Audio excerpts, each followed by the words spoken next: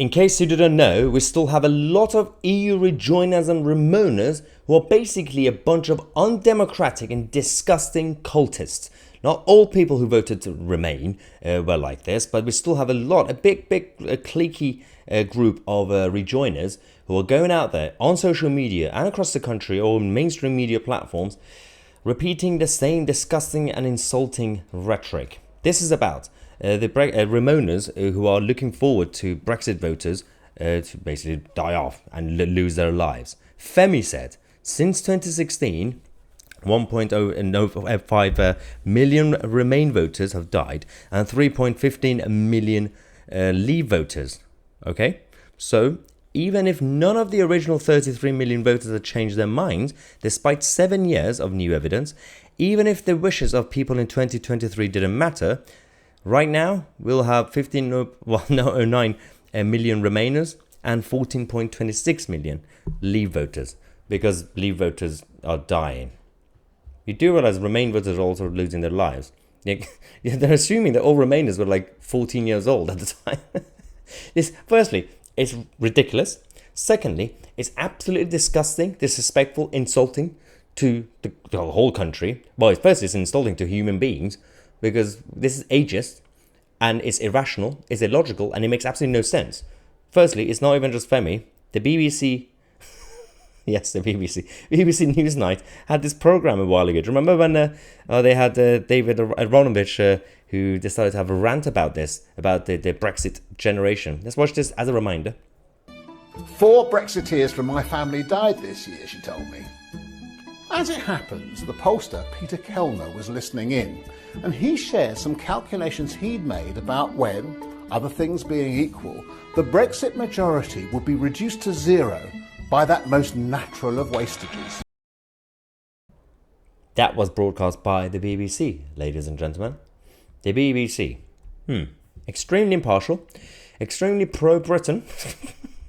It is disgusting. You had people then on social media, I'm going to show you a number of other tweets about this. It's not just Femi, it's not just David or many others. You have a lot of people saying, responding to what Femi said. This account says, turns out this is bang on. And it's got a hashtag FBPE in their Twitter account, obviously, pro-EU hashtag. We also have this one saying, so to sum up, ... There's a picture of basically a tombstone with Brexit on it saying 2016 to 2023. Lovely, lovely people, yep. And then we have this one, Colin, saying, each year more Brexiteers die. Eventually there will be too few to matter. I think about 5 years should achieve that. Really? It is the best sort of argument they have. So the only way they could win is if their opponents die. The only way, because they can't win the actual ideas. They can't win the argument. So they're going to have to basically wait for the opponents to die. This is so defeatist and so illogical. All right. Someone else said natural selection.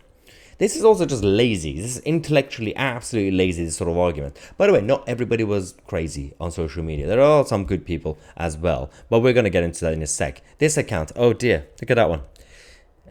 Brexiteers are just like Hitler. Let's continue. In his bunker.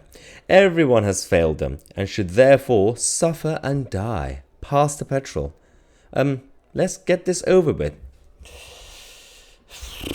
Don't know what to say about that. But again, as I said, there were a lot of other people who decided to be like, they were Remain voters, but they decided to stand up to this sort of rhetoric.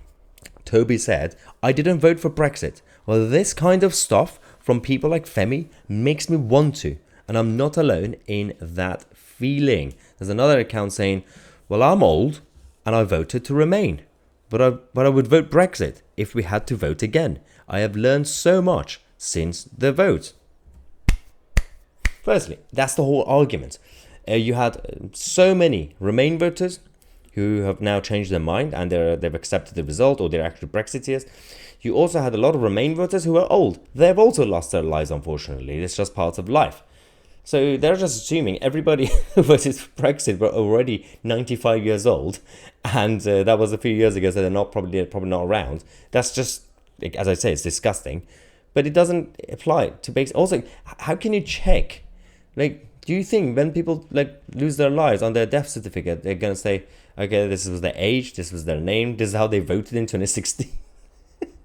You can't do an opinion poll when they're dead. We're like, so, how, Mr. Corpse, how did you vote? They're not Joe Biden's voters. It's nonsensical. Anyway, doom and gloomy. Let's take a break. Let's come back because we have a quite hilarious video for you guys in the next video in half an hour. Some of you might have seen it if you watch GB News. GB News decided to invade Greenpeace's HQ and offices. It's quite funny. I'm going to react to that video in half an hour. I'm Mahyar Tousi, and we are the media.